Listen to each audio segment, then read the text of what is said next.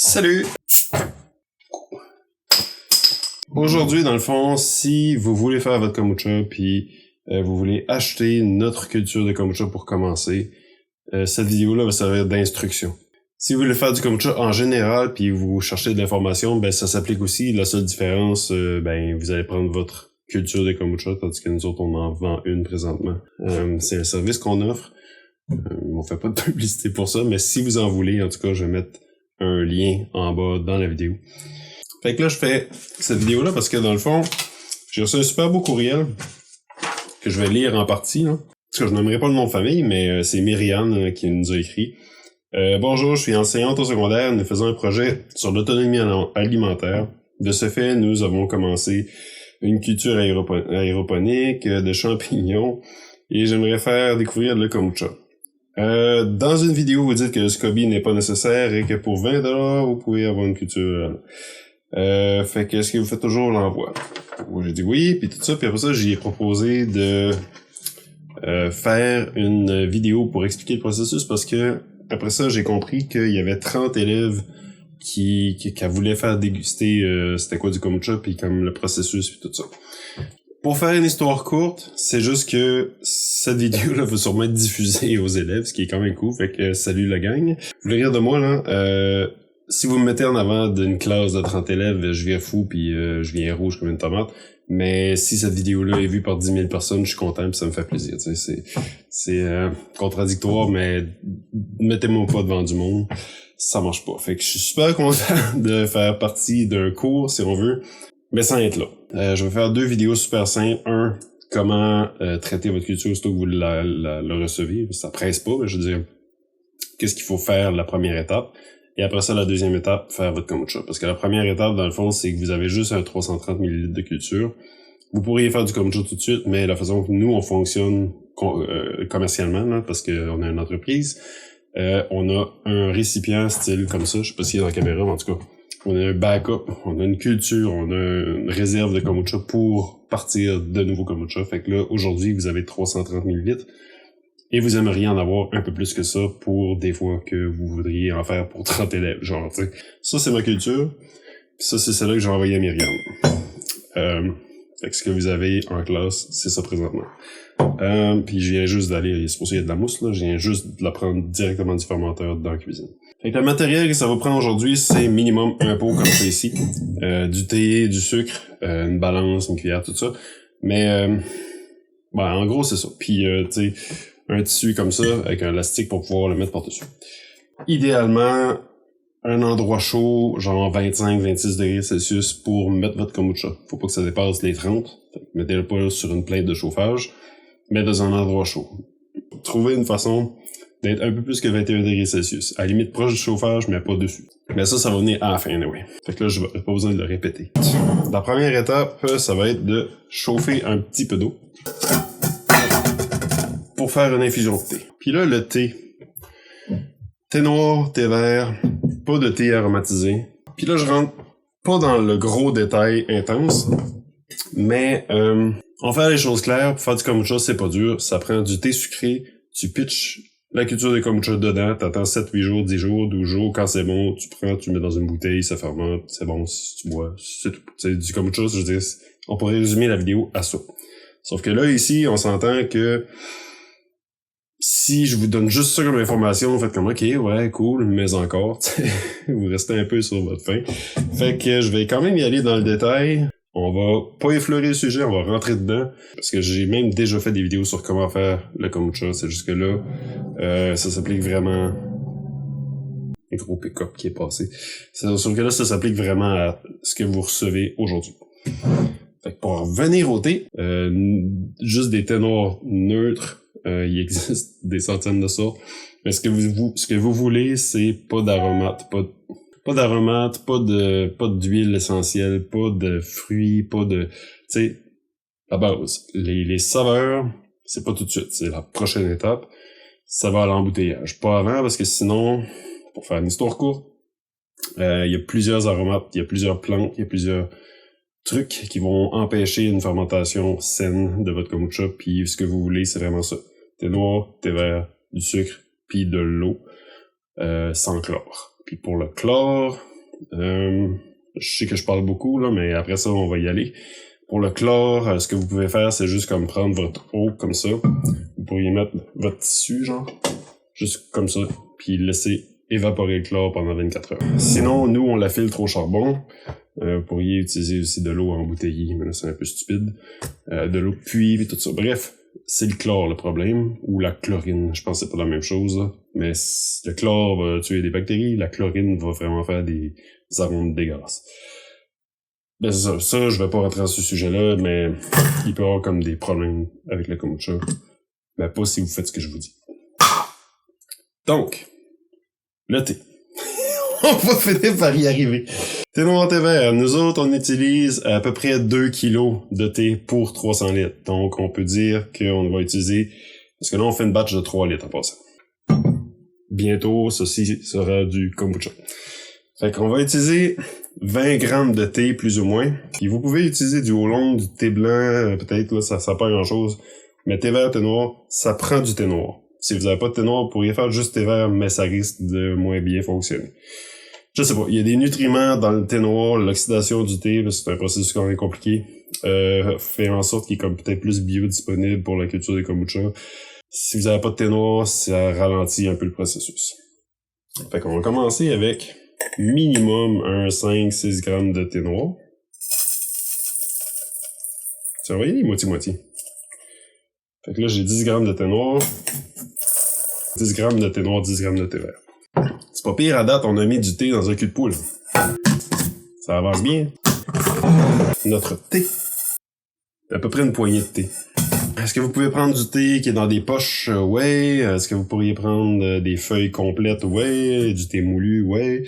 La condition, ben, c'est juste que du thé qui est mis en poche, souvent, c'est qu'il est moins bonne qualité. Mais à part la saveur, ça va fermenter par rien.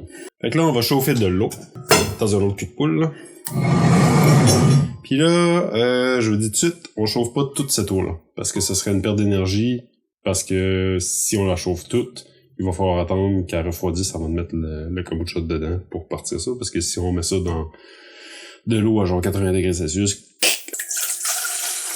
ben, je dirais, ouais, c'est plus 20% dans le fond. Je dis 20% parce que on vise une température finale de 26 degrés Celsius, puis si on met plus que 20%, ça serait trop chaud. 20%, bon chiffre. Ah. Ça faisait longtemps que je l'avais pas pris, j'étais comme plus sûr. Fait qu'en attendant que ça chauffe pour mettre le thé, on va mesurer notre sucre. Sucre de canne bio. Pas de cassonade, pas de sucre blanc. Ça peut marcher, là, mais c'est pas conseillé. Il y a certainement des nutriments dans le sucre de canne qui font en sorte que le kombucha fermente bien. Par nutriments, ben c'est des minéraux. Puis dans le sucre blanc, ben il y en a pas. Il a été, je sais pas, rafraîchi. Raffiné. Bon. Fait que le sucre blanc raffiné, je sais même pas comment ça marche pour être raffiné un sucre, mais en tout cas, bref, il y a plus rien dedans. Fait que c'est un peu comme... Ben tu sais, dans le fond, c'est comme nous autres, on se nourrit pas avec du sucre blanc. Ça prend une coupe de légumes, tu sais. Mais c'est sûr que si tu cours un marathon, tu peux prendre du sucre puis tu vas avancer, mais à un moment donné, quand tu vas avoir besoin de vitamines et tout ça au cours de ta vie, ben tu vas finir par crever. Fait une première fermentation peut te dépanner avec du sucre blanc, sauf qu'à long terme, à un moment donné, la culture va manquer de vitamines puis de minéraux puis tout ça, puis il va juste comme arrêter de fermenter parce que les levures vont arrêter de se multiplier. Parce qu'ils n'auront pas genre ce qu'il faut pour créer la structure de la levure en soi. Fait que c'est pour ça que le sucre blanc, non. Puis la cassonade, dans le fond, c'est parce que c'est un mélange de mélasse et de sucre blanc. Fait que c'est comme pas yable. Je parle tellement que ça, c'est sûrement déjà correct. Puis là, ce que j'ai pas pensé, ça vous prend un thermomètre. Je vise un 80 degrés Celsius. Puis là, je suis à 78. Je chauffe... 79. Je mets 75 grammes de sucre par litre. On a 3 litres, donc 225 grammes. Ça... 228 grammes. Pour moi, ça, c'est parfait.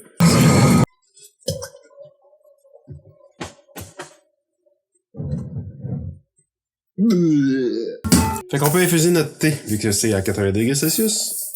Voilà. On a du sucre et on a du thé.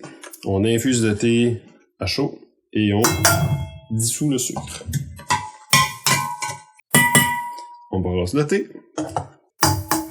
Et on brosse le sucre. On brosse le... Ben, je pense que vous avez compris. On fait ça pendant 10 minutes. Normalement, quand le sucre est dissous, le thé est correct. Fait que, tu sais, pour ceux qui s'intéressent sur la quantité de caféine, vous pouvez faire le calcul, là. Il y a 20 grammes dans 3 litres, là. Grosso modo. Mais l'affaire, c'est que si vous mettez moins de thé puis vous pensez l'infuser plus longtemps pour avoir plus de nutriments puis avoir un kombucha moins caféiné, sachez juste que plus vous infusez longtemps, plus vous avez de caféine. C'est relatif, c'est une corrélation entre la durée. Fait qu'à 10 minutes, c'est comme un bon compromis, vu qu'on a plein de saveurs en masse. En tout cas, c'est ça que les compagnies de thé proposent, en tout cas ceux qu'on achète. 10 minutes à 90 degrés Celsius. Tandis que la caféine continuera à monter après. Si vous infuseriez, disons, 20 minutes, vous auriez le double de caféine, mais pas le double de saveur. C'est un peu ça que je veux dire. C'est comme la saveur est exponentielle, tandis que la caféine est comme... je me rappelle plus des formules, là. X1, je sais plus trop. En tout cas, c'est 1 pour 1, là. Fait que ça...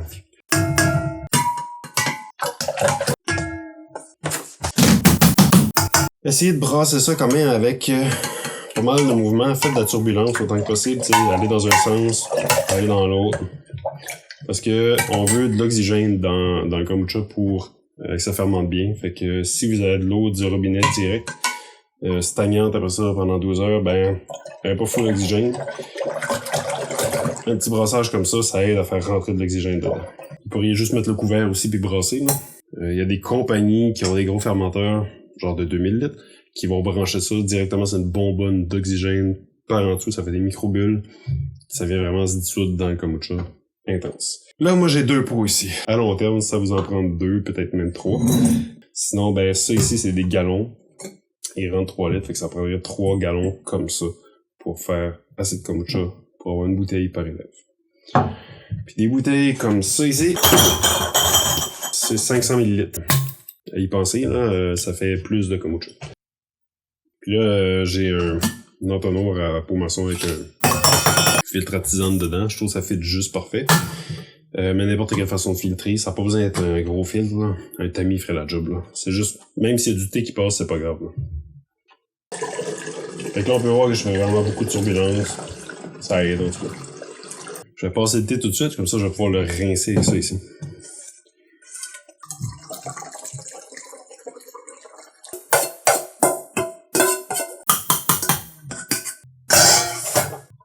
Fait que en repassant mon eau sucrée comme ça à travers le thé, ben je me retrouve à rincer le thé puis aller chercher le plus d'arômes possible.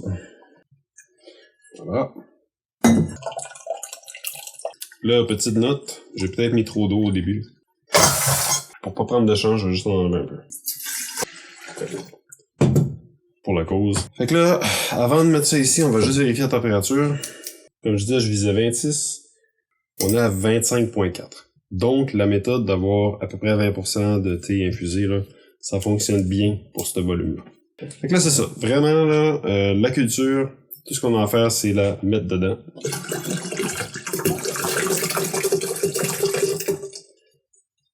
Puis là, vous pouvez voir. Ça, c'est quand même cool. C'est pas parce qu'on l'a dilué. Il y a réellement une différence de couleur. OK?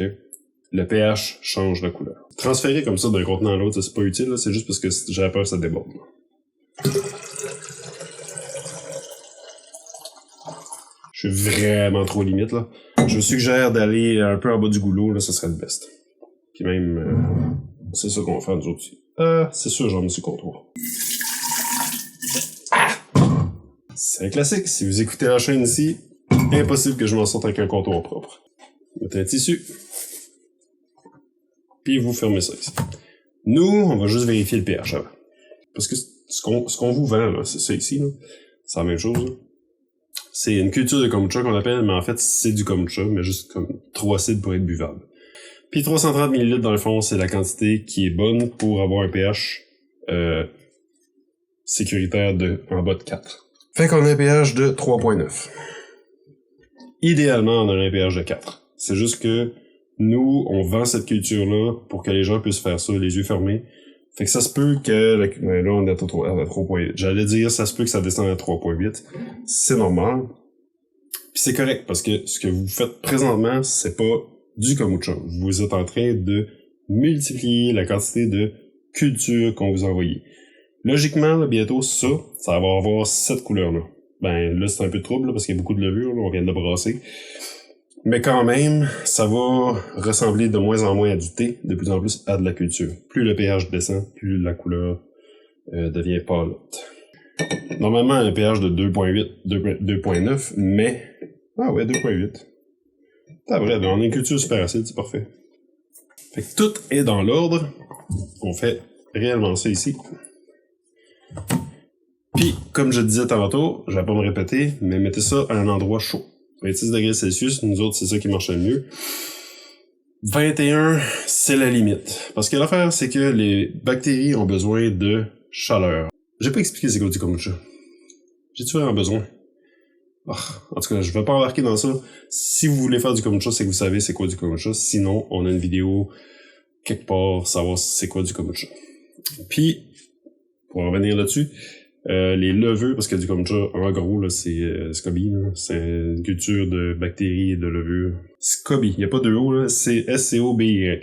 Symbiotic Culture of Bacteria and Yeast. Donc, c'est une culture symbiotique de bactéries et de levures. Et quand je disais, les levures supportent telle chaleur, c'est que c'est ça. C'est que les levures et les bactéries travaillent ensemble. Là, faut que je t'arrête de l'expliquer ce que c'est comme ça, là. Les grandes lignes. Puis les levures vont manger les sucres. Ils vont faire ça tranquillos. Puis les bactéries vont les regarder, puis aussitôt que la levure mange le sucre, elle, ce qu'elle fait, elle chie de l'alcool. Fait que là, puis là, ben, tu sais, chacun son système digestif. Il y en a qui aimeraient ça chier de l'argent, eux autres, c'est de l'alcool, c'est déjà pas pire. Fait que là, les bactéries, eux autres, ils prennent l'alcool, puis les autres, ils consomment, puis les autres, ils chient du vinaigre ou des acides. Fait que, tu sais, c'est un peu ça, la façon, là. Fait que nous autres, on mange de la crotte de levure puis de bactéries. Puis c'est bon, mais en gros, ça fait en sorte que le sucre se transforme en alcool et ensuite en acide. Si on laisse ça aller longtemps, ça fait du vinaigre ou un truc genre comme ça ici, qui est à un pH de 2.8, que le dentiste va pas vouloir que tu bois. Pour tes dents, c'est rough. Mais en fait, je pense que les liqueurs du commerce de style Coca-Cola, Pepsi et compagnie, pour pas les nommer, c'est pas mal un pH de 2.8. Faudrait voir, c'est peut-être même plus bas que ça, parce qu'ils mettent de l'acide phosphorique là-dedans. Je sais pas c'est quoi l'idée.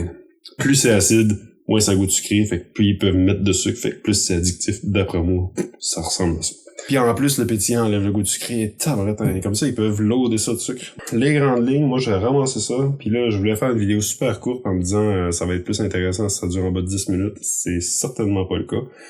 Mais bref, je ramasse, puis je conclue avec un petit mot intéressant.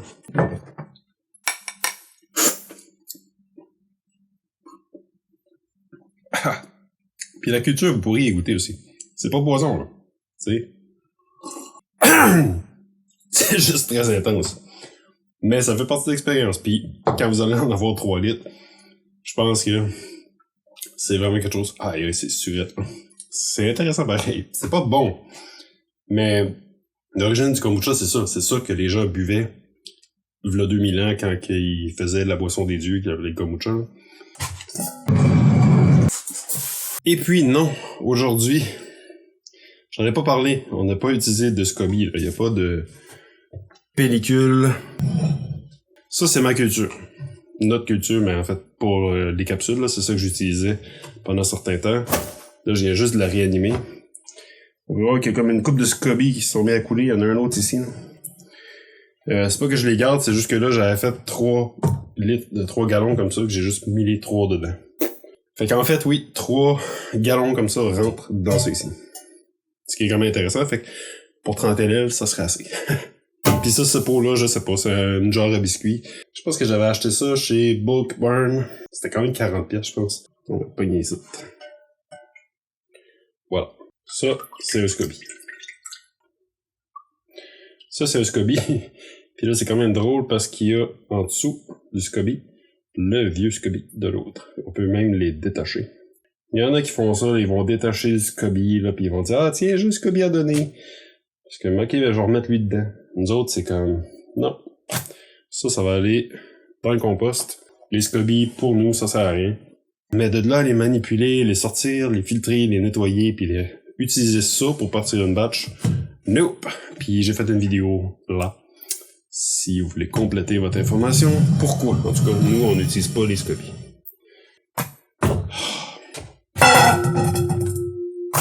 Là, j'ai beau essayer, même les poules n'en veulent pas de ça. Petite affaire que j'ai pas parlé. Les contenants, y a rien d'aseptisé. Tout est juste propre. La seule chose, faites attention de ne pas utiliser de savon antimicrobien, antiseptique, pis tout ça. Nous autres, on prend de l'eau, puis de l'eau. De l'eau chaude, en tout cas, de l'eau. Ça fait un job, c'est bien correct. Pas de savon.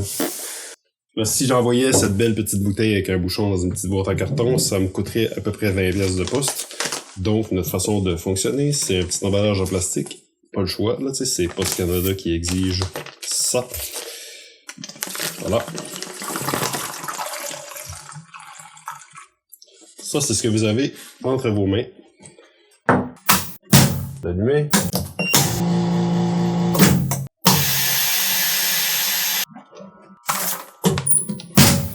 Donc, voilà. Fait qu'avec ça ici, on peut poster ça.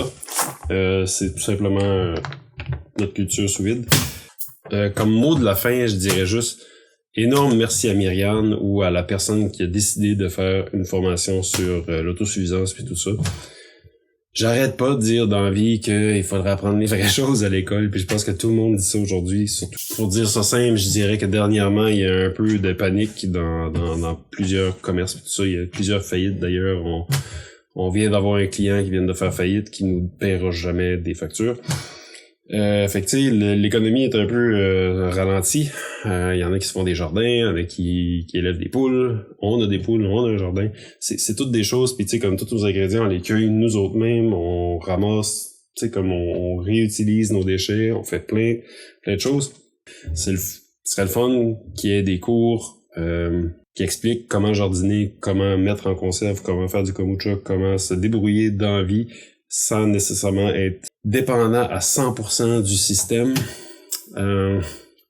Puis là, ça a l'air, ça existe. Je comprends pas comment ça peut faire pour exister. Je sais pas dans quel cadre est-ce que ce cours-là peut avoir lieu, mais c'est vraiment cool. Puis ces élèves-là qui ont ce cours-là, ben vous êtes chanceux parce que sérieusement, en fait, j'ai fait une machine à gomme en techno puis une paire de boxers en économie familiale. C'est ça qu'on nous a appris de la vie. Fait que je suis hyper motivé à faire quoi que ce soit s'il y a quelque chose d'autre que vous avez besoin. Puis sur ça, cette vidéo-là, je sais qu'elle est longue, mais en tout cas, j'espère que c'est pas trop long. Puis c'était quand même intéressant. Puis là, on coupe ça là. Ça, je m'en vais laisser ça. Ouais, j'ai pas dit le temps. Minimum 7 jours, ça peut être 10, 12, ça peut être 14 jours. Prenez votre temps. L'important, c'est que ce soit vinaigré. Puis que ça fermente bien. Fait que à chaud, surtout les premiers 5-6 jours, un bon 26 degrés. Après ça, c'est moins important, là. Vu que c'est acide, c'est plus sécuritaire, puis il y a moins de chances que ça moisisse. Donc, sur ce, sur lui.